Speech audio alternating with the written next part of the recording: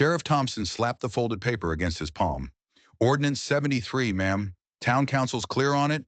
No vagrants, no unclaimed persons. He wouldn't look at her belly, but everyone else in Redemption was.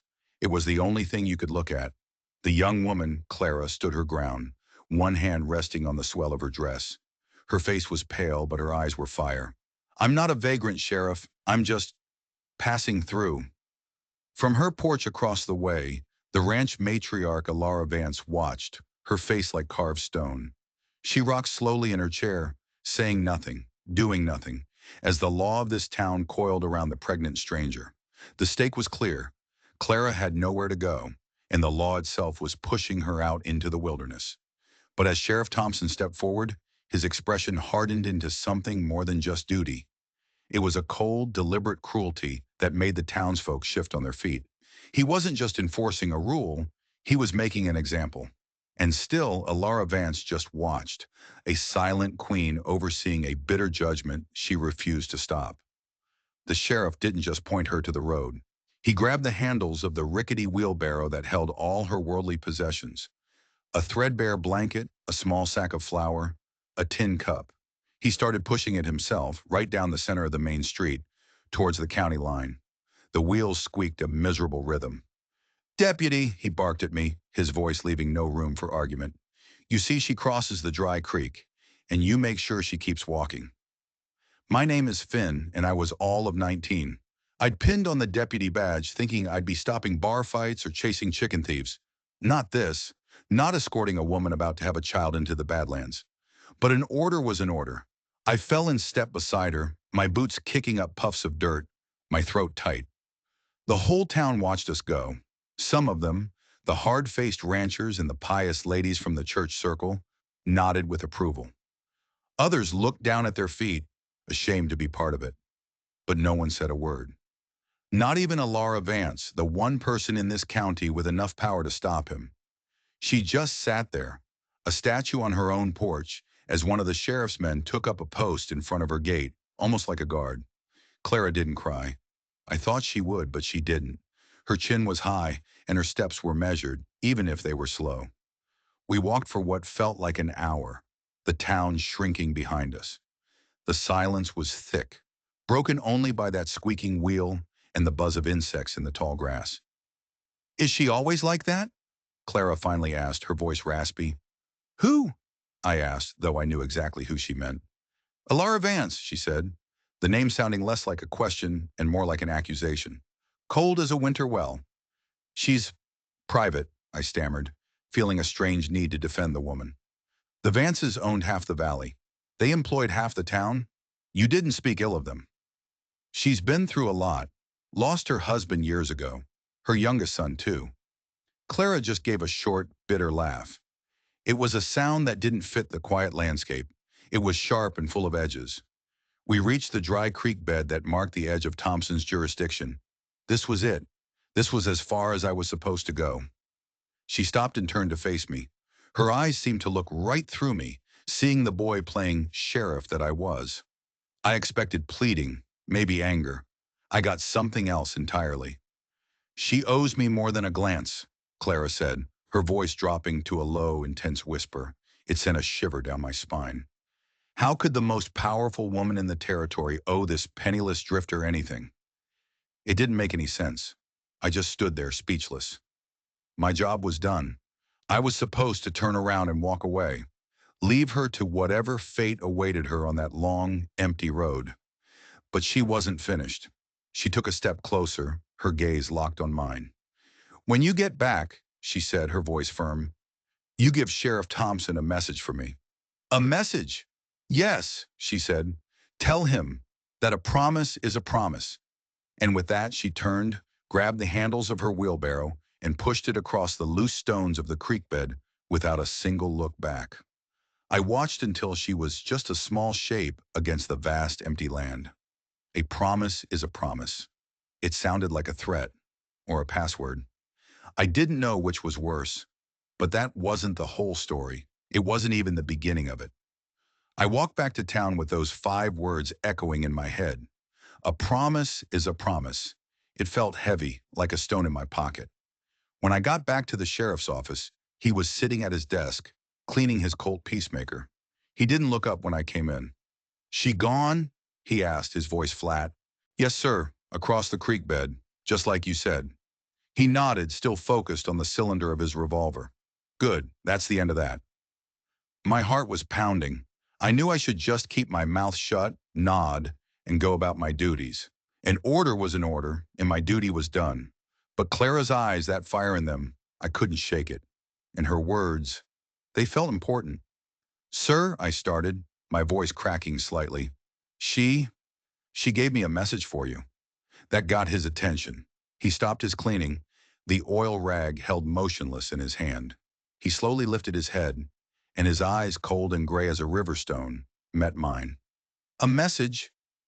"Yes, sir. She said to tell you that a promise is a promise." The change was immediate and terrifying. All the color drained from Sheriff Thompson's face.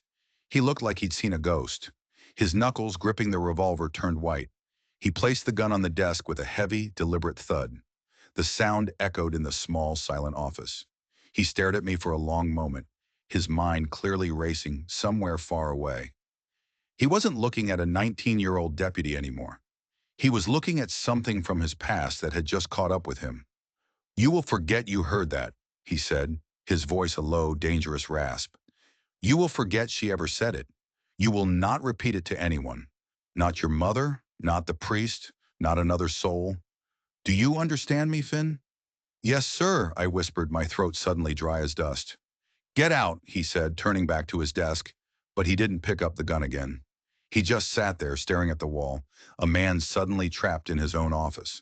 I backed out slowly, closing the door behind me, the click of the latch sounding as loud as a gunshot.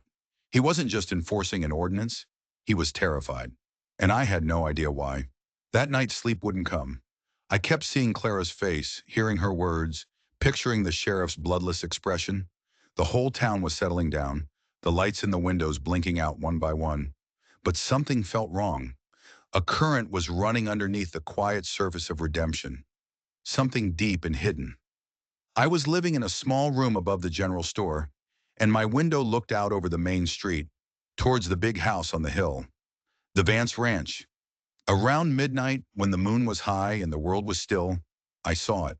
A single light, a lantern moving steadily from the back of the Vance property. It wasn't heading towards town. It was heading away from it, bobbing in the darkness, moving towards the very same road I'd walked Clara down. Towards the county line. My gut clenched. The sheriff had given me a direct order. Forget it. Mind my own business. But I was young, and the pull of a mystery is a powerful thing. I pulled on my boots, grabbed my hat, and slipped out the back door of the store. I told myself I was just being a good deputy, keeping an eye on things. But I knew I was just being nosy. I kept to the shadows, moving through the alleyways and then into the tall grass that bordered the road. The lantern was a good 100 yards ahead of me, a lonely point of light in an ocean of darkness. I was careful, staying low, my heart hammering against my ribs. As I got closer, I could make out the figure carrying the lantern. It was a woman, cloaked and hooded against the night chill. But it was her walk that I recognized. The straight back, the determined stride. It was Alara Vance, the matriarch who had sat silent on her porch. The woman who had watched a pregnant girl be cast out of town without so much as a word. She was walking to the county line in the dead of night. I followed, my mind a whirl of confusion. When she reached the dry creek bed, she stopped. She raised the lantern, casting a pool of golden light on the stones.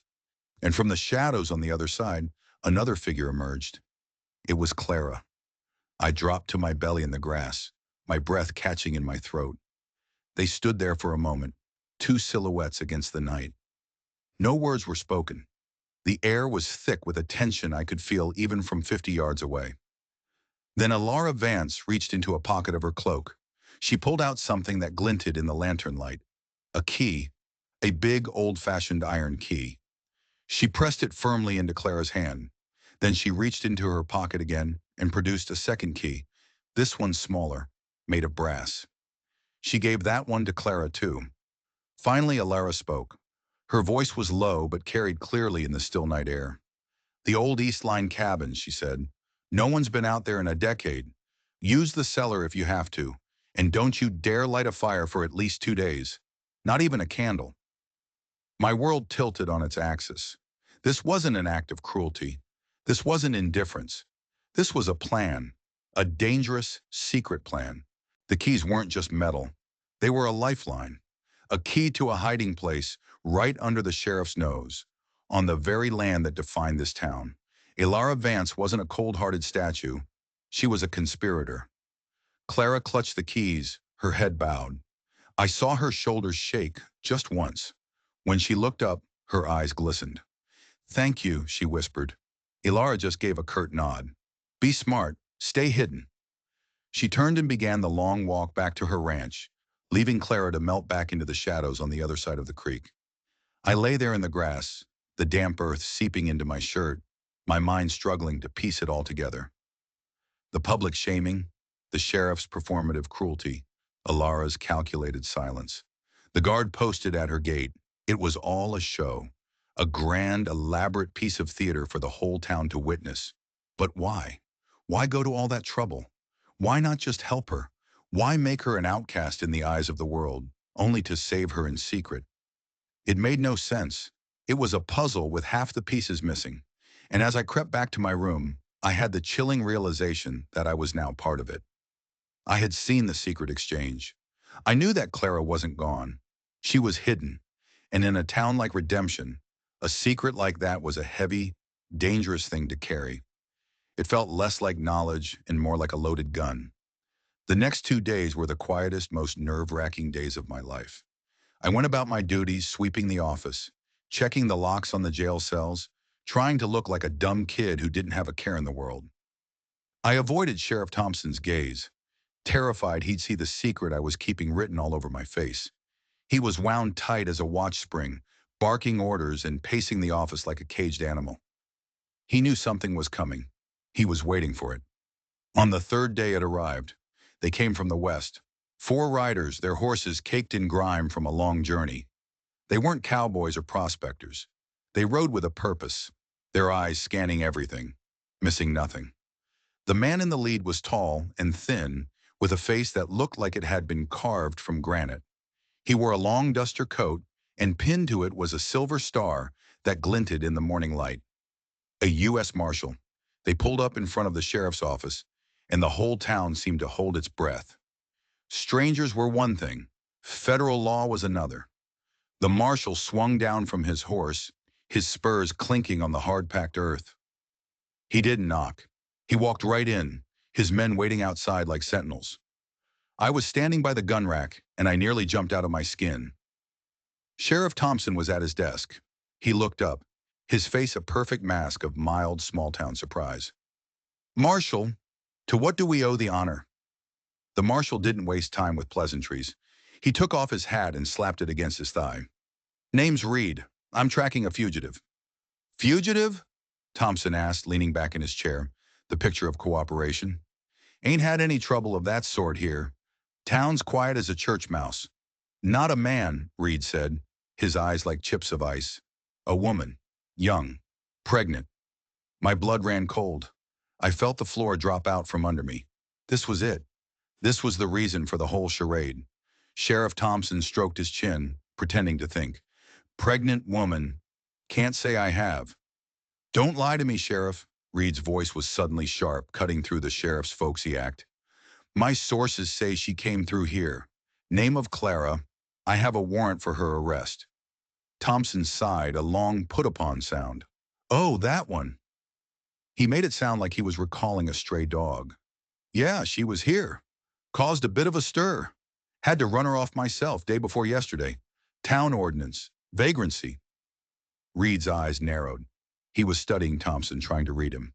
"You ran her off? Just like that?" "The law's the law, Marshal," Thompson said with a shrug. "I pointed her south. She's probably halfway to the territory line by now.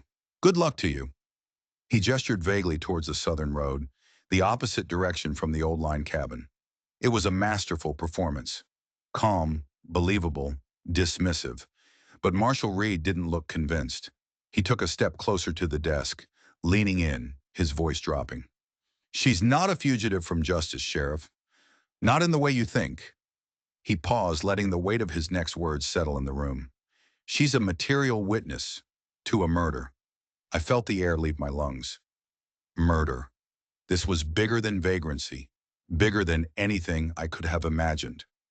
Her husband was killed, Reed continued, his eyes locked on Thompson's. Shot in the back, up in the mining territories. She's the only one who saw the man who did it, the man I'm hunting. Thompson's face remained a blank slate, but I saw a flicker in his eyes, a flicker of something I couldn't name. And who, the sheriff asked, his voice steady, was her husband? Marshal Reed stood up straight, his gaze sweeping the room before landing back on Thompson. He delivered the final, devastating blow. His name was Thomas Vance. The name hit the room like a physical force. Thomas Vance, Elara Vance's youngest son, the son everyone thought had run off to seek his fortune 5 years ago. The son they said had never written home. He hadn't abandoned his family. He'd been murdered. And Clara wasn't a stranger. She wasn't a drifter. She was his wife. She was Elara's daughter-in-law. The baby she was carrying, the one the town had scorned and the sheriff had driven out, was a Vance heir. Suddenly, everything snapped into place with a horrifying, perfect clarity. The sheriff's coldness, Elara's silence. It wasn't cruelty or indifference. It was a desperate, calculated act of protection. They hadn't driven her out to harm her. They'd driven her out to make her a ghost, to erase her from the map so that men like Marshal Reed would ride right on through. The public spectacle, the shaming, the invocation of the ordinance. It was all for the benefit of any spies or informants who might be watching. They needed everyone in redemption, every gossip and every listening ear, to believe, truly believe, that Clara was hated, unwanted, and gone. Elara's stony silence on the porch wasn't the act of a cold heart. It was the hardest role she'd ever had to play, a grieving mother pretending she didn't recognize her own son's widow for the sake of her unborn grandchild. The promise. A promise is a promise. It must have been a code, a message from Clara sent through me, to let the sheriff know that the danger her husband had feared was finally here. The wolves were at the door. Marshal Reed was still talking, but his voice seemed to come from a great distance. The man who killed him is powerful. He has friends in high places. This woman is the only thing standing between him and a long, comfortable life. He looked around the dusty office. So, you're sure you haven't seen her? Positive, Sheriff Thompson said, his voice like iron. Like I said, pointed her south. She's long gone. But Reed wasn't buying it. I could see it in the hard set of his jaw. He'd come a long way, and he wasn't about to be turned away by a small-town sheriff's word. All right, Sheriff, he said, pulling his hat back on. I believe you. He didn't believe him at all. My men and my horses are trail-weary. I think we'll stay in town for a few days. Rest up. Get our bearings.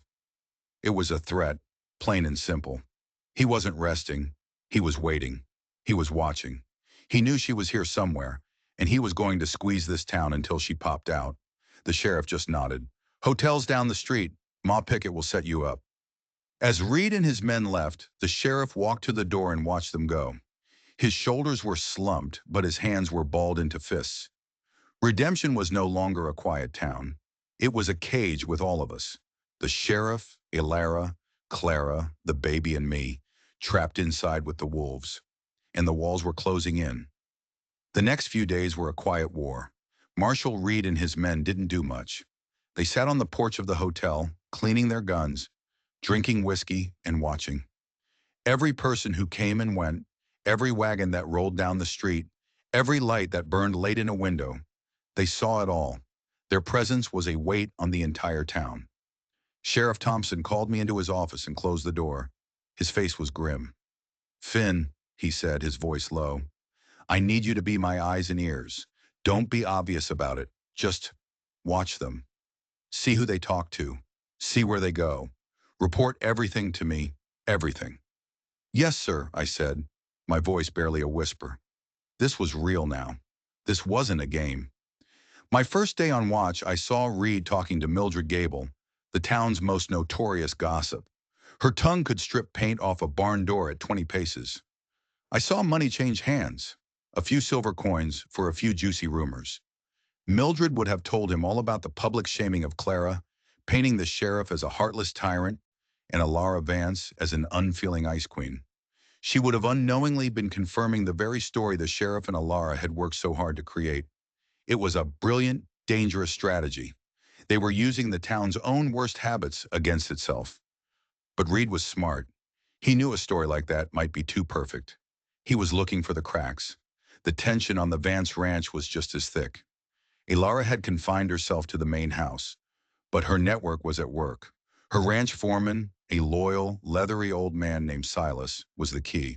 He was the only one besides Alara who knew where the East Line cabin was. On the fourth day, Silas loaded up a pack mule. From a distance, it looked like he was just taking salt licks and supplies out to the far pastures. But I knew. He was taking food and water to Clara. It was a huge risk. Reed's men were everywhere. I watched from a ridge, my heart in my throat, as Silas took a winding, indirect route, using the hills and canyons to stay out of sight. He almost made it. Two of Reed's men appeared as if from nowhere, cutting him off in a narrow ravine. They had their guns drawn. "Just checking the fences," Silas said, his voice calm, his hands held high and open. They tore through his saddlebags and the mule's packs. They found the salt licks, the bag of oats, the coil of rope, but the food, the bread, the smoked meat, the jug of fresh milk was hidden in a false bottom of the oat sack. A trick so old it was new again. They found nothing. After a tense few minutes, they grunted and let him go, warning him not to stray so far from the main ranch again. Silas just tipped his hat and rode on. He delivered the supplies, but when he came back to the main house that evening, his face was pale. It had been too close. The circle was tightening. They couldn't risk sending anyone out there again for a while. Clara was on her own. The very next night, the situation went from dangerous to impossible. A frantic banging on the sheriff's door woke me from a restless sleep. It was Silas, his face slick with sweat, his eyes wide with panic. "It's time," he gasped as the sheriff pulled him inside. "The baby's coming." A cold dread washed over me. A baby coming now? In that isolated cabin with no doctor, no help, and with killers patrolling the valley? It was a death sentence. The sheriff's face hardened. He was a man of action, but for a moment, he looked utterly lost. They couldn't bring Doc Miller out there. Reed's men were watching his house, too. They were watching everything. If a doctor left town in the middle of the night, they'd follow. It would lead them straight to Clara. Then the sheriff looked at me. "Finn, go to the back of the Vance house. Don't let anyone see you. Tell Alara. Tell her Silas is here with me. She'll know what to do." I ran. I used the alleyways and shadows I had used before, my feet silent on the soft ground. I reached the back porch of the imposing Vance home and tapped on the kitchen window. A moment later, the door creaked open. Alara Vance stood there, already dressed. She wasn't wearing a cloak this time. She was wearing practical, sturdy clothes. In her hands, she held a large leather satchel. It looked heavy. "Silas is with the sheriff," I panted. "The baby, I know," she said, her voice impossibly calm. "I've been counting the days." She looked past me, into the darkness. "The storm is here." She looked back at me, her gaze sharp and appraising. "I can't go alone, and Silas must stay here to make it look like I'm still in this house. I need a guide and a guard." "Can you shoot, boy?" "Yes, ma'am," I said, my voice steadier than I felt. "Good," she said, pushing the heavy bag into my hands. "Let's go, and pray we're not followed." We moved through the night like ghosts. Alara knew the land even better than I did, leading us on a path that never once crossed an open field. We stuck to creek beds and cattle trails, the moon hidden behind a thick blanket of clouds. The bag was heavy, and I could hear the clink of glass bottles and metal instruments inside. It was a doctor's bag. It hit me then. Alara wasn't just a rancher. She had a past, a history the town had forgotten. She was going to deliver her own grandchild. When we finally saw the faint, shuttered light of the cabin, I felt a surge of relief, but it vanished the moment we stepped inside. The cabin was small, just one room, but it was clean and stocked. Clara was on a simple cot in the corner, her face beaded with sweat, her knuckles white as she gripped a rolled-up blanket. She was in agony, but when she saw us, the fear in her eyes was stronger than the pain. "They're still here," she gasped, looking at Alara. "The marshal—" "I know," Alara said, her voice all business as she opened the satchel.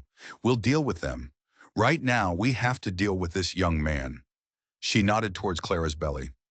As Alara worked, her hands sure and steady, Clara began to talk, the words tumbling out between waves of pain. She was telling us the rest of the story, the part no one knew. Her husband, Thomas, had been a geologist. He'd discovered a massive silver lode, a strike so rich it would have made them wealthy beyond measure. His partner, a man named Marcus Thorne, was well-connected and ruthless. When Thomas refused to be cheated out of his fair share, Thorne hired a gunman to kill him. "It wasn't just some outlaw," Clara choked out, gripping Alara's hand. "It was Thorne, and he has everyone on his payroll. Judges, politicians, even lawmen." She looked at me, her eyes wide with terror. "That man, Reed," she said, "he's not here to protect me. He's not a real U.S. Marshal. He's the one Thorne sent to finish the job, to silence the only witness." A new, more terrible understanding dawned. Reed wasn't just a threat. He was the killer's instrument. The badge was a lie, a tool to let him walk into town, ask questions, and hunt Clara down under the color of law. Then Clara looked towards the door, as if she could see the sheriff all the way back in town. "The promise," she whispered. "Thomas made me memorize it. It was our code with Sheriff Thompson. He and Thomas were friends years ago. Thomas knew Thorne might come after him. He told me if I was ever in real danger, to find Sheriff Thompson and say those words. It meant the wolves aren't just at the door. It means they're wearing sheep's clothing." My head was spinning. The sheriff knew. He must have suspected from the moment I gave him the message. He wasn't just hiding Clara. He was playing a game of chess against a man who held all the cards. He had used me, a naive deputy, as the messenger, a move so simple Reed would never suspect it. His plan wasn't just to hide her. It couldn't be. Hiding her wouldn't keep her safe forever. Sooner or later, Reed would find her. No, the sheriff's plan had to be something else. Something far more dangerous. He hadn't built a shelter. He'd built a trap, and Reed was walking right into it.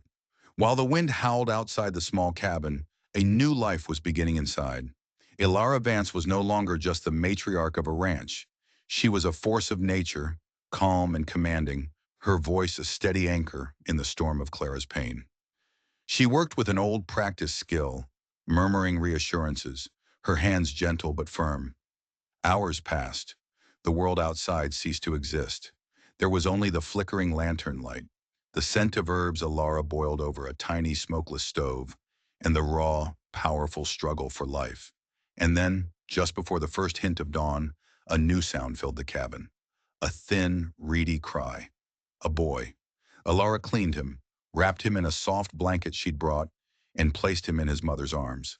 Clara, exhausted but radiant, wept silent tears, stroking the baby's tiny head. In that moment, holding her grandson, Ilara's face transformed. The hard lines of grief and worry seemed to melt away, replaced by a fierce, protective love that was breathtaking to witness. She was holding the future. She was holding her son's legacy. "Thomas," Clara whispered, her voice thick with emotion. "We'll name him Thomas." Alara just nodded, her eyes shining. It was a moment of pure, fragile peace, but we all knew it couldn't last. The wolves were still out there. Back in town, Sheriff Thompson was not idle. As the sun rose, he put the second phase of his plan into motion. He sent word to the Vance Ranch, a simple coded message delivered by a kid from the general store. Then he walked over to the hotel. I had returned just after the birth, leaving Alara with Clara and the baby, my mind still reeling. I was in the office when the sheriff came back. "Reed and his men are getting restless," he told me, his voice tight. "They've been here too long. Their act is wearing thin.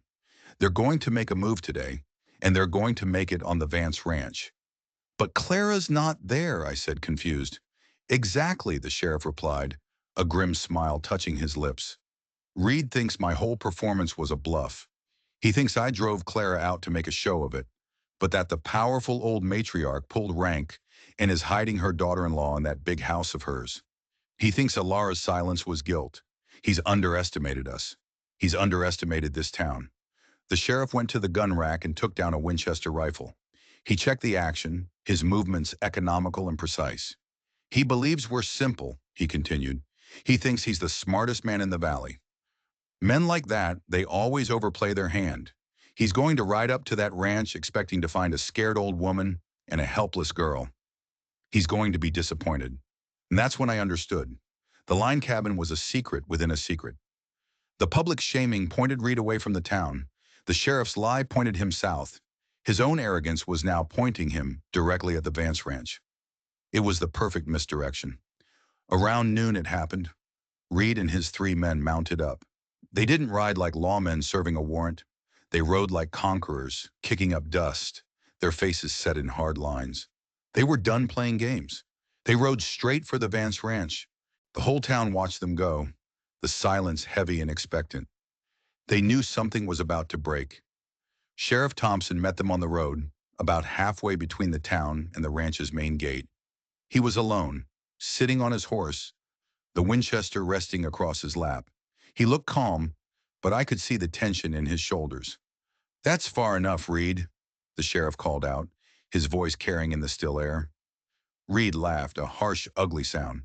"Get out of my way, Thompson. My business is with the old woman. We know she's got the girl stashed up there." "There's no girl," the sheriff said, his voice flat. "Just a trespassing problem, and I'm here to solve it." Reed's smile faded. He nudged his horse forward. "I've got a federal warrant, Sheriff, backed by this badge. You obstruct me, and you'll hang." He tapped the silver star on his chest. The sheriff didn't flinch. He just looked at the star. Then he looked Reed dead in the eye. "That's a funny thing," the sheriff said, his voice dangerously soft. "Last week, I sent a telegram to the U.S. Marshal's office in the Capitol. Described you. Asked about a Marshal Reed working the territory." Reed's face went rigid. "They'd never heard of you," the sheriff finished. He raised his rifle just an inch. "That's not a badge. It's just a piece of scrap tin you use to bully your way into places you're not wanted." The jig was up. Reed's eyes darted around, looking for an advantage. It was 4 guns against 1. The odds were in his favor. "You're a dead man, Sheriff," Reed snarled, his hand dropping towards his pistol. But the sheriff just smiled that grim smile again. "I don't think so." And then he said, "Now, Silas." From the ridge lines on either side of the road, figures rose. 10 of them.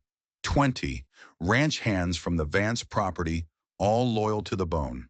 Silas was at their head, and every single one of them was holding a rifle, aimed directly at Reed and his men. The trap had been sprung. The whole community wasn't in on the secret, but the part that mattered was the Vance's people, the men and women whose families had been supported by that ranch for generations. Their loyalty wasn't to a piece of tin, it was to the woman in the big house. Reed's face was a mask of disbelief and fury. He was surrounded, outmaneuvered, beaten. "This town is closed to you," the sheriff said, his voice ringing with authority. "Drop your guns." For a second, I thought Reed might be stupid enough to try something. His hand hovered over his gun. But then he saw the cold, determined faces on the ridge, and he knew. He was a hired gun, and these men were defending their home. They wouldn't hesitate. Slowly, contemptuously, Reed and his men unbuckled their gun belts and let them fall to the ground. The gunfight that everyone expected never happened. The justice served that day wasn't loud. It was quiet, suffocating, and absolute. It wasn't the justice of the law books. It was the justice of a community drawing a line in the dirt and telling the wolves, "You are not welcome here." The aftermath was swift. Sheriff Thompson locked Reed and his men in the town jail. Without the badge to protect him, Reed was just a common thug. The telegram from the Capitol was all the proof needed. The real law would be coming for him, and this time, there would be no escape. That evening, Alara Vance did something no one had ever seen her do before. She held a gathering on the lawn of her ranch. The whole town was invited. When everyone was assembled, she came out onto the porch. She was not alone. Beside her stood Clara, holding her newborn son. A gasp went through the crowd. Alara raised a hand for silence. Many of you have witnessed a great deal of unpleasantness these past few days, she began, her voice clear and strong. You saw this young woman driven from our town. You saw me do nothing. Today I want to tell you why. She told them everything. About her son, Thomas, about his murder, about Marcus Thorne, about the brave woman he had married, who had traveled hundreds of miles pregnant and alone to seek safety. Sheriff Thompson did not banish a vagrant, Ilara declared, her eyes sweeping over the crowd. He saved a life. He put on a show of cruelty to protect the innocent from the wicked. And I stood by in silence, playing my part, because my family's survival depended on it. She put a protective arm around Clara. This is Clara Vance, my daughter. And this, she said, her voice softening as she looked at the sleeping baby, is Thomas Vance II, my grandson, the future of this ranch. The town was stunned into silence. Then murmurs broke out. Shame, regret, and then a slow-building wave of admiration. They had all been fooled, but they had been fooled for the right reasons. They looked at the sheriff, who stood quietly at the edge of the crowd, not as a tyrant, but as a hero who had played a dangerous game and won. But Ilara wasn't finished. She had one last secret to reveal. When I met Clara in the night, she said, I gave her 2 keys. One was to the cabin where she could hide safely. But the second key was more important. She looked at Clara, who nodded, a small, sad smile on her face. My son Thomas was no fool, Alara continued. He knew Marcus Thorne was a snake. He knew he might not survive their partnership. So he prepared. He made a different kind of promise. She held up a small brass key, identical to the one she'd given Clara. This key opens a safe box, hidden in the cellar of that old cabin. And inside that box, her voice grew hard as steel, inside is the evidence to put Thorne away forever. The crowd gasped again. This changed everything. This wasn't just about saving Clara anymore. This was about avenging Thomas. Clara stepped forward, her voice shaking but clear. Inside the box is the original deed to the silver mine, proving Thorne forged the documents to steal it. And there's a ledger kept by Thorne's own accountant, a full confession detailing the fraud, the theft, and the order to have my husband murdered. Thomas Vance hadn't just left his wife a warning, he had left her a weapon powerful enough to bypass the corrupt local politicians and go straight to the top. The evidence was irrefutable. The next day, the sheriff, Silas, and I rode out to the cabin. Alara insisted on coming with us. We went down into the dusty, stone-walled cellar. Behind a loose stone in the wall was a small iron safe box. Clara produced the small brass key. It slid into the lock and turned with a satisfying click. Inside was a stack of papers, wrapped in oilcloth. The deed, the ledger, it was all there. Thomas Vance had signed his own murderer's death warrant from beyond the grave. Weeks turned into months. The papers were sent by armed guard to a federal judge in the state capitol, a man known for his integrity. Marcus Thorne was arrested. His empire of corruption crumbled. The silver mine was restored to its rightful owners, Clara and her son. Redemption changed after that. The secret we had all been a part of, in one way or another, bound us together. The town that had once shunned Clara now embraced her. She wasn't the quiet, scared woman who had arrived in a wheelbarrow. She blossomed, working alongside Alara, learning to run the ranch, her son growing strong and healthy at her side. Sheriff Thompson was re-elected unanimously, of course. He was more than a lawman. He was our guardian. He and Alara never spoke much about what they had done, but there was a new, deep respect between them, an understanding forged in secrets and peril. I stayed on as his full deputy. I had learned more about law and justice in that 1 week than I ever could from a book. I learned that sometimes the kindest act looks like cruelty, that silence can be a shield, and that true strength isn't about how loud you can shout, but how long you can hold fast to a promise. Sometimes I stand on the porch of the sheriff's office and look up at the big Vance house on the hill. I see Alara out there, rocking in her chair, just like she used to. But now there's a little boy playing at her feet. She isn't watching the town anymore. She's watching the future. Justice isn't always found in a courtroom. Sometimes it's found in a dusty cellar, unlocked by a small brass key. It's not about a badge or a fancy ordinance. It's about a community drawing a line. It's about a sheriff willing to look like a villain to be a hero. It's about a silent matriarch who planned a war from a rocking chair, all to protect the ones she loved. It's about a set of keys that unlock not just a door, but a second chance. If you enjoyed this story, don't forget to subscribe.